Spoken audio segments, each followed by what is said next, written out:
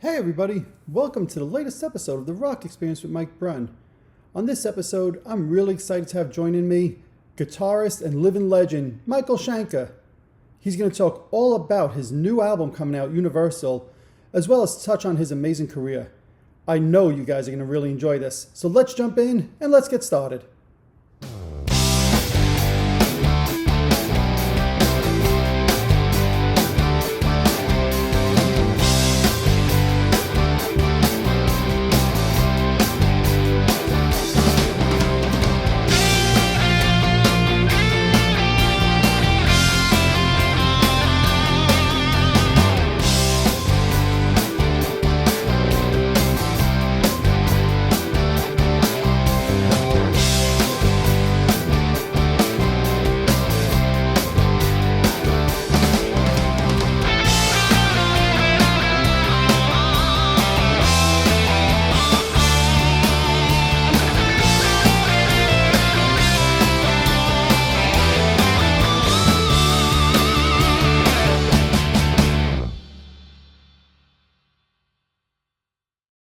So first, Michael, I just want to congratulate you on the forthcoming album, Universal. After all these years and all the albums that you've put out, do you still get excited when a release is coming out? Absolutely, absolutely. That's awesome. That is awesome. So obviously the pandemic the past 2 years took a lot of business away from the music community, right? But you've always been very prolific as a songwriter and, like we said, putting out lots of albums. This is the second album you've released in a little over a year. Did you find being quote unquote stuck at home made things a little easier for you, a little bit more productive than you usually already are? No, I've done over 60, 70 albums in my life, so that means basically sometimes even 2 albums in a year. And I started off with UFO, making an album a year, all the way up to Strangers in the Night, tour, album, tour every year. So that's the way I'm used to, that kind of momentum. And then later, when I had my own band, and, at some point, I made maybe 2 albums, maybe even 3 albums a year, because I experiment so much and I've got so much to self-express and stuff that I wanted to do in the past, acoustic instrumentals, electric instrumentals, cover versions, and all of that kind of stuff. And I could have never done with Ozzy Osbourne, Scorpions, UFO, Deep Purple, or any of those guys. They would have hated me, but that's why I had to go my own way, and in order to be happy, Oh, without a doubt. And, like you said, you've had a lot of material that you put out over the years. Do you ever wake up one day and get worried, have I written my last riff, or do you think it just comes that natural for you?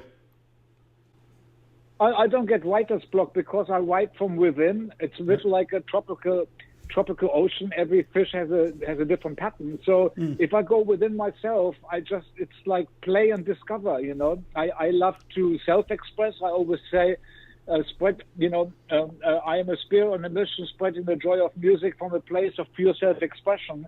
And that's what I've been doing all my life, to self-express. And if anybody can do that, it's just people don't really believe in themselves that it could be worth anything worth it, because they want to many people want to make quick money and become famous, and so they just copy what's already a trend.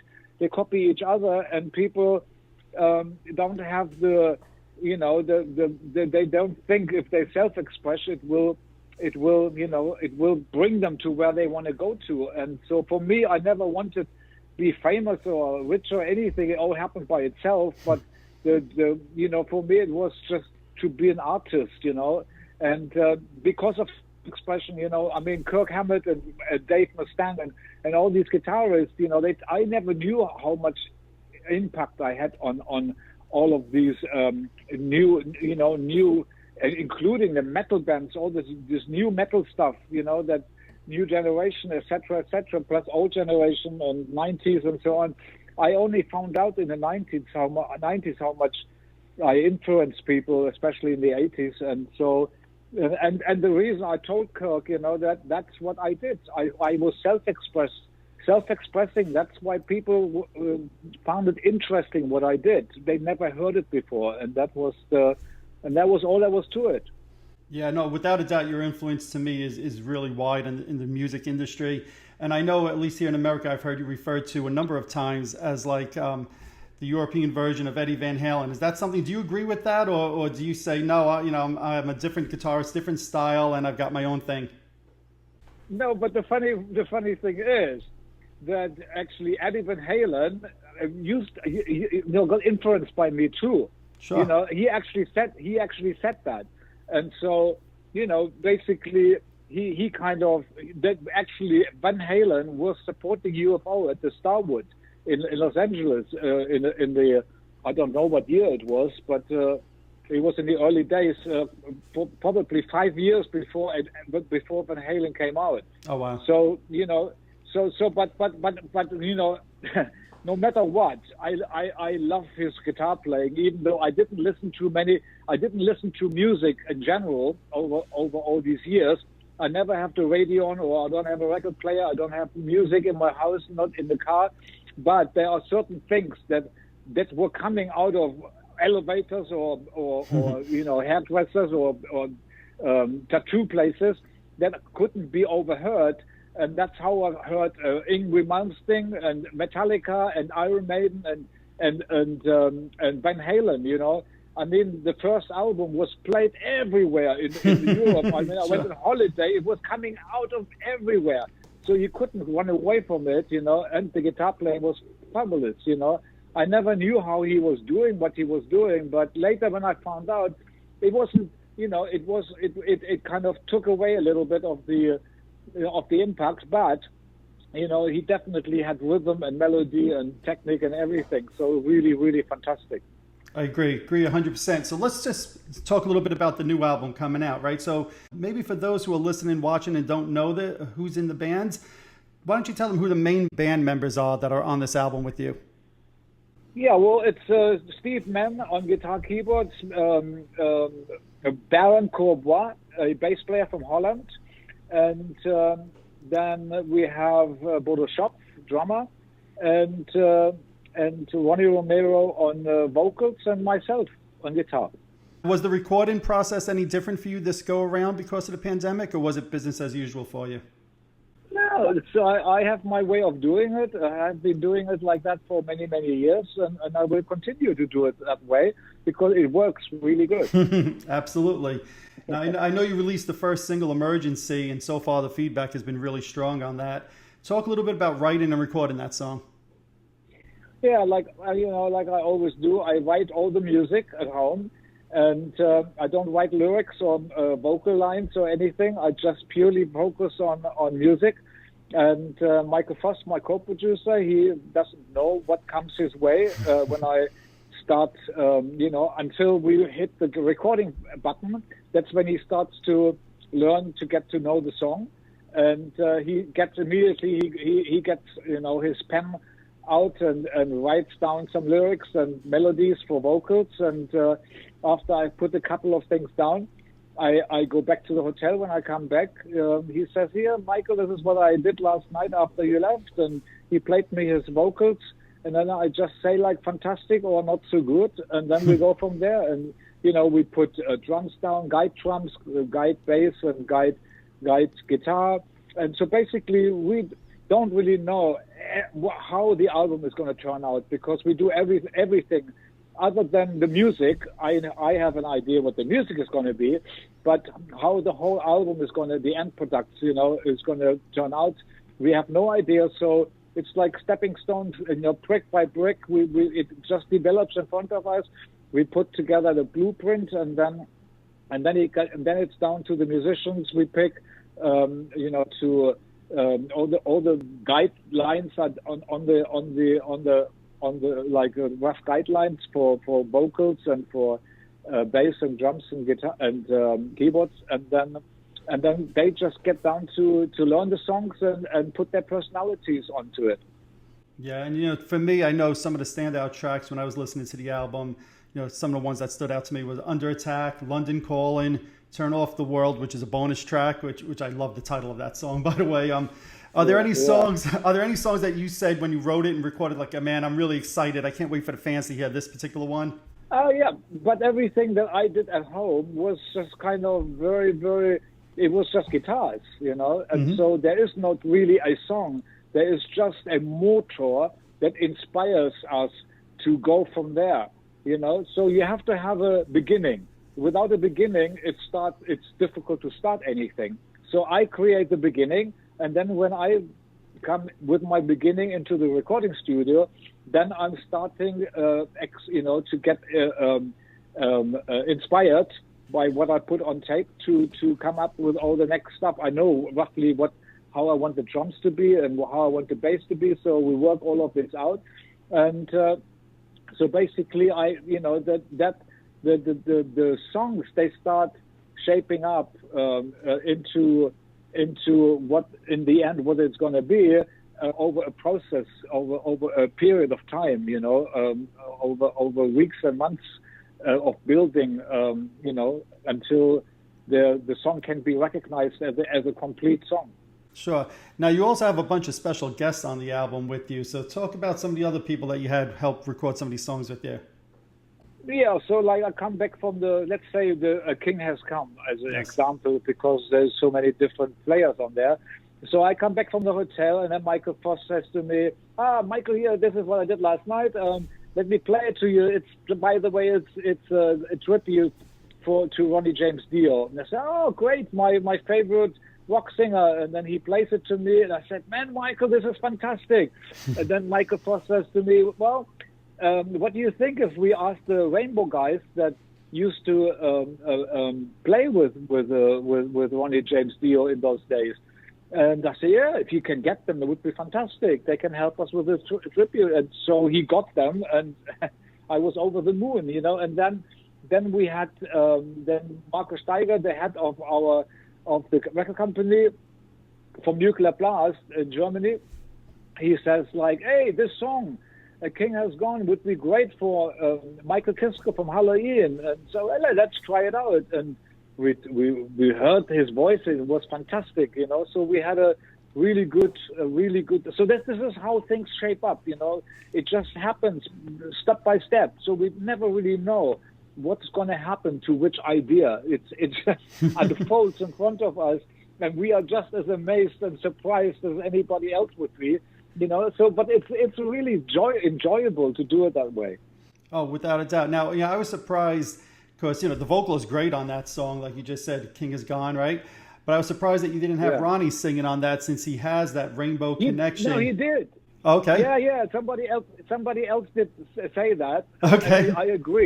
I agree, but the head of Nuclear Blast, made the head of the record company made that suggestion, and I thought, well, let's try it. But when I heard it, it was fantastic, because we already had Ronnie sing that song anyway. Right. We had Michael Voss sing the song as a guide. Okay. Then Ronnie Romero, he was singing it. He copied what Michael Voss was doing. And then we got this idea from the record company, the head of the record company, and trying Michael Kiske. And we tried, and it sounded great. And so, we because Ronnie was already singing 10 songs, so we did this. We had that song as a, so we had an additional singer for that song, and it ended up great. But Ronnie was doing a good job too.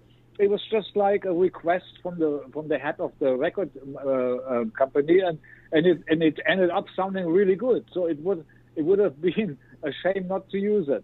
Yeah, no, you're right. It did absolutely come out great, without a doubt. Now, speaking of Ronnie, I know he's not going to be with you for the first leg of the tour, and I know it's been said there was personal reasons, and I'm not going to push. I know that's a private thing, but I'm just the fans want to know: is Ronnie okay, and was everything okay on his side?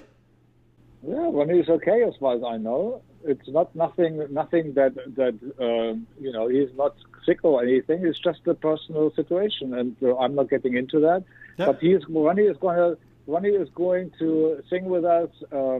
Tour with us when we do the festivals, the Hellfest in France and the Graspop in Belgium and other festivals in the summer, and then we come to America with Eric Martin supporting us, and we play with Wasp in Florida, and that's all with Ronnie Romero. We go to Japan with Ronnie, and Russia is cancelled, of course, and then we go to, hopefully we have an offer for South America, and then also hopefully we get an offer from Australia, and then once we finish the tour, the world tour, then it's time for another record. Amazing. I love how you have that enthusiasm to just keep going. And like you said, you have a full plate of shows for 2022. Unfortunately, today, like you just mentioned, the Russia show understandably was canceled, and you certainly made a point of making sure that the fans knew it wasn't because of the fans. It's just the unfortunate situation the world is in right now. Yeah, absolutely. Yeah. Yeah. But on the plus side, with Ronnie not playing with you those first couple of shows, you're getting to play with Robin, which, I know you've recorded with him in recent years. When was the last time you played a full show with Robin? When was that? When was the last time I played a show? I played 4 shows in 2 years. I played 4 shows last October 2021. And so all the tours in 2020 and 21, other than the 4 shows in the UK, got postponed, cancelled, and so on.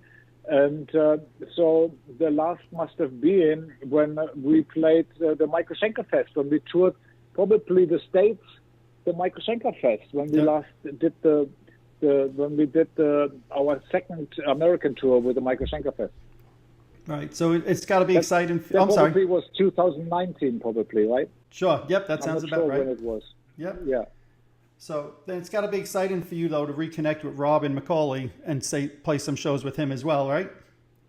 Yeah, of course. We have done a lot of stuff together in the past 4 years, and so for 5 years, since the Michael Schenker Fest, and we did two DVDs, and we did two studio albums, and we did tours together, and so we have been doing a lot of stuff together lately. To me, that's exciting for the fans. The fans love to see that. Now, when you do, and the funny thing, go ahead. Yeah, and the funny thing also is that we actually, Robin and I, we played like in '87. We went on tour with Def Leppard.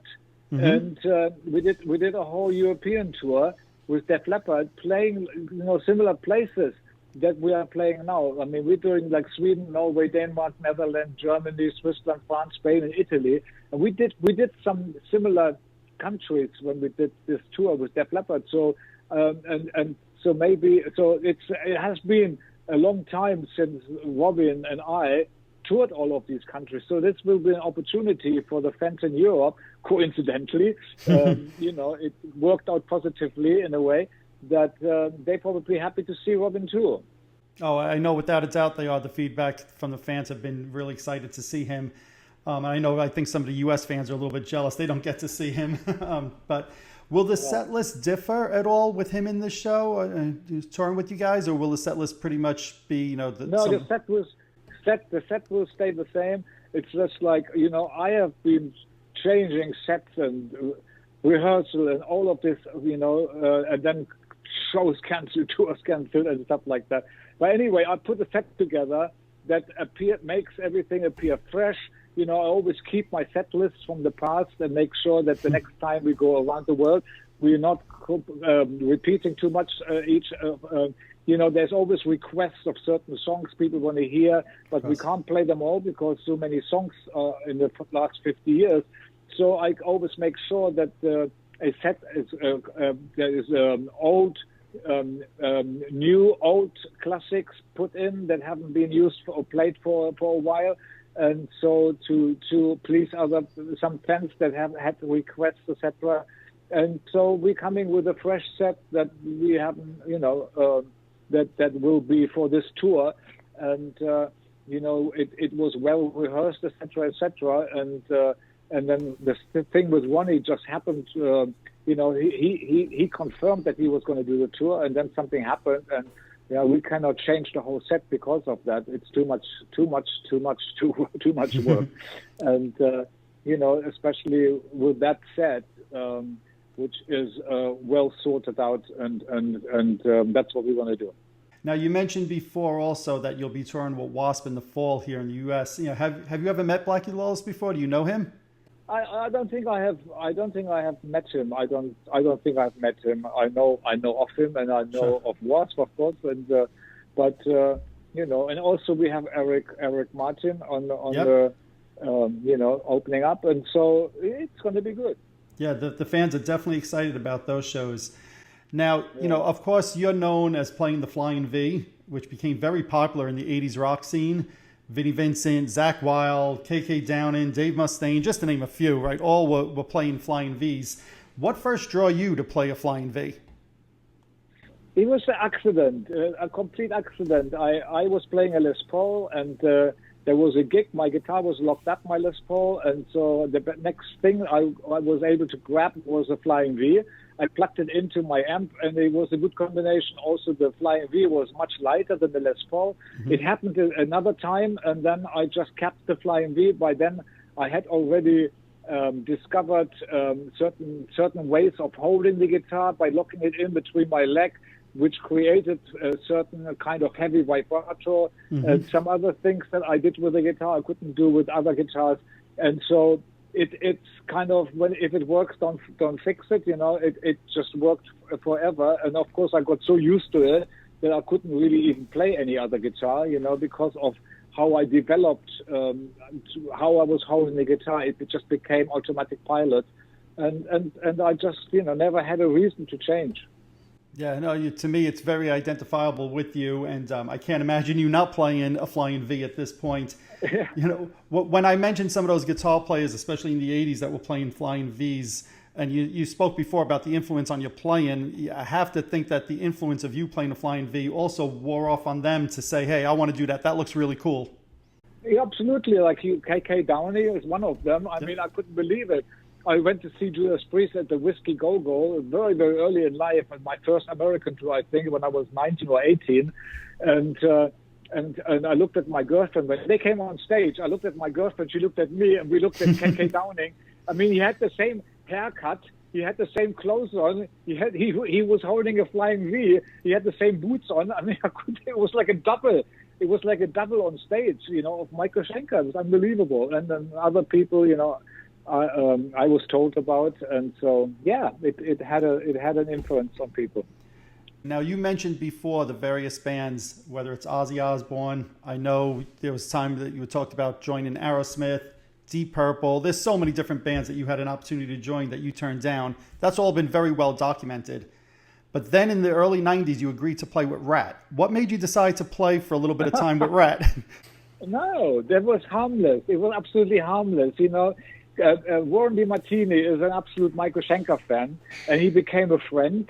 And so, Robin and I, we joined the same management, Left Bank, and so I did two things. There was a 6 month break for Robin and myself before we were going to start recording the next album. In those 6 months, I was approached by the Left Bank management and record company, it was both, if I was asked if I wanted to do a thing with a contraband, an all-star band thing, a project, and I agreed and did all-star. It was an interesting project, and then the other thing was that Rat was just about to go on tour, and they had lost their other guitarist, Crosby. Robin Crosby. Yeah, and Robin Crosby, and so.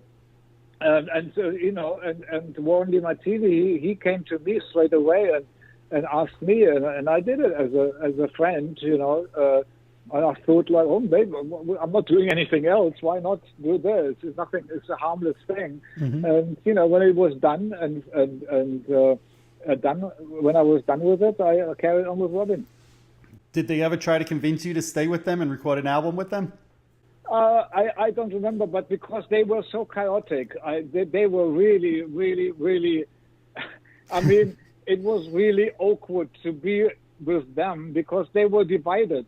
Like I don't remember. Like I think it was the bass player and the drummer were divided, and then the guitarist and the singer. And there was always a battle going on. I was in the middle of it. I hated it. I'm sure. I couldn't I couldn't wait to get out of it. Well, I remember seeing the MTV Unplugged performance and not knowing you were part of the band at that time and doing a double take and saying, wait, who's that playing guitar with them on MTV Unplugged? What do you remember about that particular recording and performance? Yeah, I remember that. And then there was the Vixen. They were also on that show. Yeah. And they were sitting in front of us. Yeah, I remember the bass player. And she was looking and you know, and I it was just strange. It was strange. So I know, you've mentioned in the past you didn't want to be part of Ozzy's band. You mentioned it at the top of this interview, and I totally understand. And you've said you didn't want to be like a copycat guitarist, and that totally makes sense to me, especially when you talk about all the albums and songs you've recorded. Ozzy, on the other hand, has said you didn't join the band because, and these are his words, right, that you made a lot of outlandish demands. What would you say about Ozzy's comments? I did them on purpose because I didn't know how to get.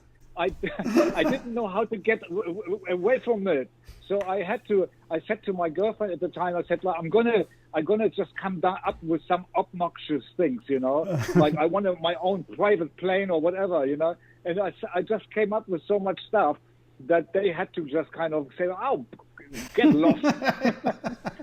I was happy to get loose, to get away from them. No, that totally makes sense. That's really funny. Obviously, you're also very well known for your time in UFO, and a lot of people feel the Strangers in the Night live album is one of the greatest live albums of all time. Now, I know in the past you said that you weren't necessarily happy with some of the recordings on that, but as you look back on it all these years later, how do you feel about that live album? Well, it was, I remember that when it happened, and that when they, we did another recording on a different show, and but it's a guitar song, it's Rock Bottom is a guitar song, sure. And I preferred that version on the other night.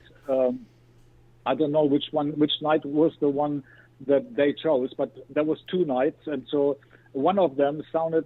I was playing better. That's what I thought, and so they all decided. One never said everybody. I guess maybe the recording quality and everything else, or the rest of the band also played maybe better on that night, and so they decided to choose the other night, and I wasn't happy about that because there were a few notes at a particular spot. There was some wrong notes, and I didn't like that, and I didn't want to replace it either because it doesn't sound right when I don't like to fix things. All my past live recordings, I have done them all in one go without fixing anything, and so I was just upset because it was a guitar song. It was my song.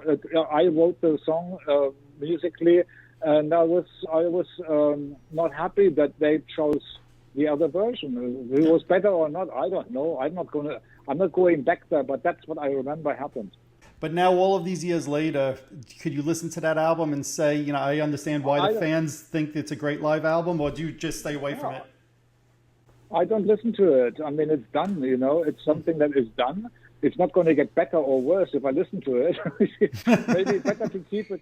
Yeah, better to keep it in a good memory. That's what I usually do with my music. The moment when I hear it and it sounds, sometimes we listen to the same song, it sounds different based on our mood, etc. So whenever I make a new recording, and of course I have to listen to it over and over and over because you have to always approve new additions and singers and the musicians and all of that. But when it's kind of done and I listen a few times to it, whenever it's the best time, whenever it feels like, today it sounded really good, I never listen to it again. Okay. I just want to mention, your keyboard player in UFO and in the Michael Schenker group. I know Paul Raymond passed away 3 years ago today, unfortunately, right? So it's one of the things that kind of came to mind as you and I were going to connect today. What do you remember about Paul? Oh, he was definitely very important, and everything changed when Ron Everson and Paul Raymond joined the band.